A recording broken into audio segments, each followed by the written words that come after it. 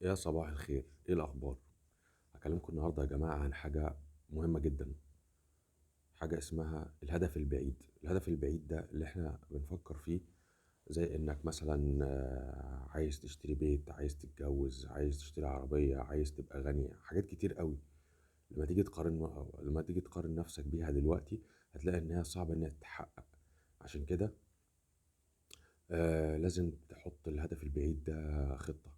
الخطة دي عبارة عن إنك بتقسم الهدف ده لأهداف صغيرة تقدر تحققها في الوقت الحالي اللي هو دلوقتي يعني. الأهداف دي لازم تبقى قابلة للتنفيذ. يعني إيه؟ يعني أنا قادر، أنا عارف رسم لها خطة أنا أقدر أنفذها وأتابعها كل يوم وأشوف قد إيه اتحقق منها. ويا ريت لو أكتب الكلام ده على ورقة، بحيث إن أنا مثلا بعد فترة معينة اشوف انا حققت قد ايه منها، اشوف انا نجحت فيها قد ايه. يعني مثلا انا لو جيت اتكلم عن نفسي مثلا، انا كنت كاتب في ورقه ان انا بعد سنه المفروض اكون اشتريت كذا وعملت كذا واشتريتها بالطريقه الفلانيه، وحطيت خطه وحطيت قدامها المبلغ اللي انا عايزه. والورقه دي تاهت مني.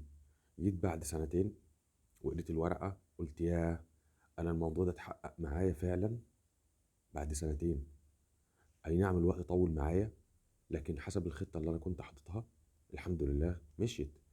فبنستعين بربنا في تحقيق الخطة، وبنكتبها بالخطوات، تمام، ونتابعها.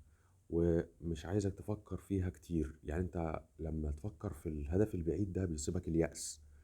فلازم تفكر في الأهداف الصغيرة دي، عشان الأهداف الصغيرة دي لما بتتحقق بتوصلك أو بتقربك للطريق ده اللي احنا قلنا عليه، طريق الهدف الكبير.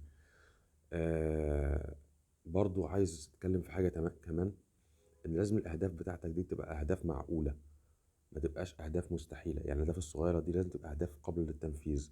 انت هتفشل من اول مرة وممكن تفشل من تاني مرة، بس انت كل مرة بتاخد فيها خبرة انك تعمل الحاجة اللي انت عايزها دي بطريقة احترافية اكتر. هتبقى محترف انك تعمل الحاجة دي، ومع الوقت هتلاقي نفسك بتنجز بطريقة مش طبيعية.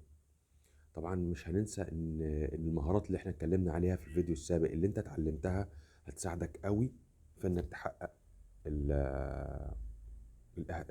الاهداف الصغيره دي. يعني احنا بنتكلم بشكل عام، لكن عايز اقول لك ان لازم ان الامل بتاعك الوحيد في كده، اللي عايز تحققه، ما مش هيجي بعدم التعب. لا، هتتعب، وعشان انت حبه التعب ده هيبقى بالنسبة لك عادي او مش حاسس بيه، لانك بتبذل المجهود في حاجة انت حاببها. واللي بيحب حاجة ما بينسى الألم بتاعها. بس لما توصل لها في الآخر هتحس بطعم النجاح، وكله هيبص لك انت ازاي حققتها. ازاي حققتها دي مش محتاجة شرح، محتاجة شغل. آه، في حاجة كمان عايز اتكلم فيها واقول، آه، لازم يكون عندك اتزان. اتزان بمعنى ايه؟ بمعنى انك توازن بين اللي حققته وبين مدى وصولك للهدف الاساسي. يعني تكتب في ورقة مثلا بعد فترة معينة، او في نوت على الموبايل، في ورقة ان انت حققت من الاهداف دي كذا. مجرد انك ما يعدي الوقت بيك وتقرا ان انت حققت كذا، هتحس بطعم نجاح لذيذ صغير، هيبقى بشرة خير لتحقيق الهدف الكبير اللي انت بتتمناه. في النهاية مش هطول عليك، لو عجبك الفيديو لايك.